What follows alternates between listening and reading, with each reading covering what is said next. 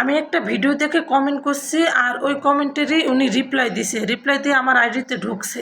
তো উনি বলতেছে যে কি যে ঢং করে ইউটিউবে আইসে এক একজনে।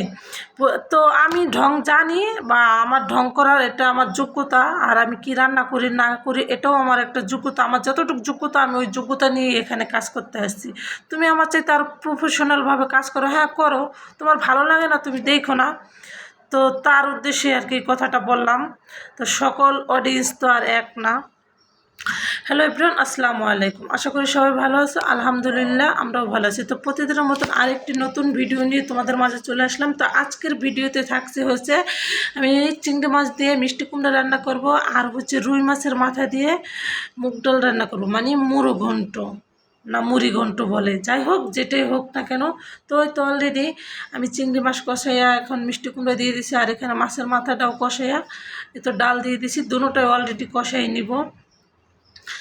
তো বিষয়টা হচ্ছে কি, আমি বলি রান্নার পাশাপাশি আমি তোমাদের বলি, আমি একটা ভিডিওতে কমেন্টস করছি, উনি ওই কমেন্টটায় আবার রিপ্লাই দিয়ে আমাকে বলে, আমার আইডিতে হয়তো সম্ভবত উনি ঢুকছে, ঢুইকা বলতেছে যে ভয়েস দিতেছে আর গাড়ির আওয়াজ হরেন বাজতেছে, যাই হোক।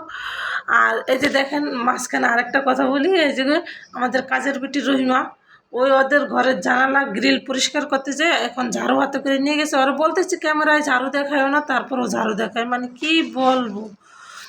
তো ওখানে দাঁড়ায় দাঁড়ায় আমার সাথে দুষ্টুমি করে যে পাকের ঘরে জানালা, আমি কই না এখন আমি রান্না করি, পাকের ঘরে জানালা পরিষ্কারের দরকার নেই। তো যাক উনি আর কি আমাকে ওই কথা বলছে, উনি মনে হয়তো আমার আইডিতে ঢুকছে, ঢুকে আর কি দেখছে আমার রান্না বান্না।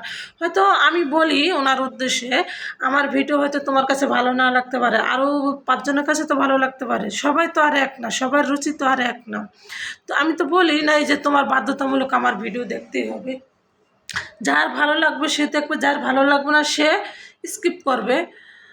তোমার ভালো লাগে না তুমি দেখো না, আর আমি কি ভিডিও করি, আমি আমার যতটুকু যোগ্যতা আছে আমি এই যোগ্যতা নিয়ে আমি এখানে কাজ করতে আসি। তোমার আরও ভালো প্রফেশনালভাবে তুমি কাজ করতে পারো, তুমি সেটা দিয়েই কাজ করো, সমস্যা কী।